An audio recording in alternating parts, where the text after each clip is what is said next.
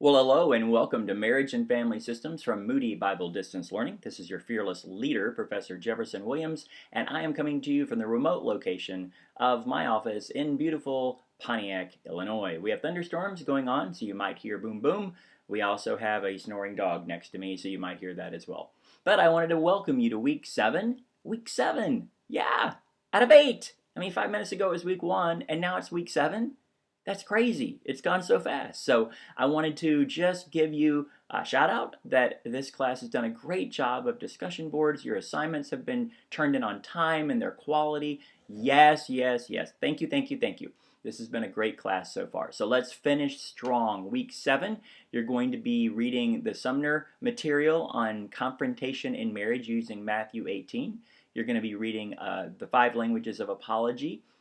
Gary Chapman, who wrote the 5 languages of love, 5 love languages, and so you're going to be reading that. You're going to be doing a family budget.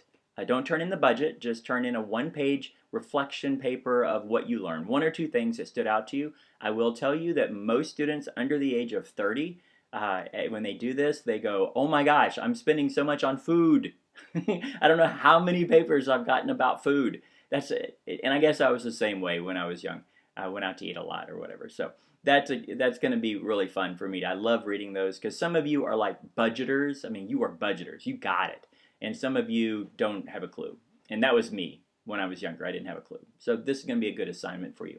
You're going to be doing a reflection paper, 1 page, double spaced, on the 5 languages of apology. And basically what you're just going to tell me is which one resonates with you the most.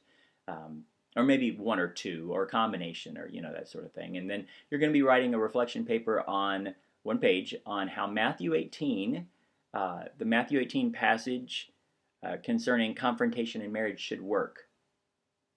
Now, I am going to give you a little insight into what I'm looking for in that paper. I will tell you that over the years, I have had multiple students go off about this assignment.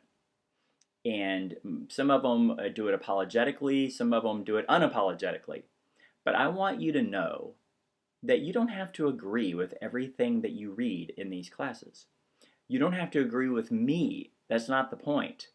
The point is for you to think critically about what you're reading. Just a little hint of what I'm looking for with Matthew 18 and the Sumner material. So if you agree with it, make your case. If you don't, make your case. That's how it's going to work. All right, and then your discussion board is, how does Matthew 18 and Ephesians 5 go together in marriage? So we're going to talk about some biblical principles of how to handle confrontation, how to handle disagreement in marriage. So that's going to be week 7. Remember that next week is week 8, and at the end of week 8, you have your family research papers due. And so that's 2 weeks from today, 2 weeks from last night. And remember, the class closes on that Monday night, and I do not take anything after midnight. So make sure you're working on it right now. Okay? So, just a little thing that I was reading yesterday that I thought I would bring to you today. There are 3 ways to approach culture. And I use this in my sermon on Sunday. The first way is to battle the culture, and we see a lot of people in the church doing this, raising the standard. We have to battle the culture.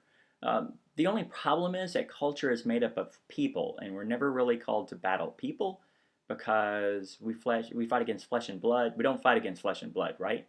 So in the church, sometimes we're battling against the culture. Sometimes in the church, we're surrendering to the culture. Okay, if that's what you say, okay.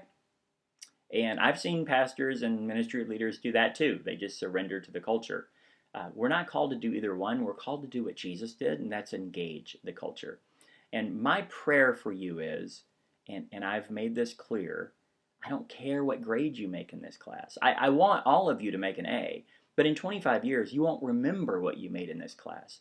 But my prayer is that you would be able to, by going through Moody and all these classes, you would be able to not battle the culture, not surrender to the culture, but engage the culture.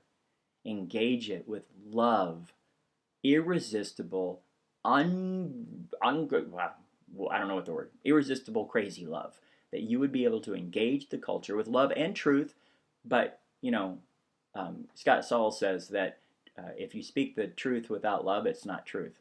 So let's make sure we're engaging the culture instead of battling or surrendering. Okay, I'm just rambling. If you have any questions, comments, or criticisms, please let me know. If you have any prayer requests, those are very important to me, and let me know about that too. I would ask you to pray for my wife. She has an appointment with a doctor tomorrow, and we don't have many answers, so we would like to have some answers tomorrow. So if you'd remember to pray for Maxine, please. Okay, onward and upwards.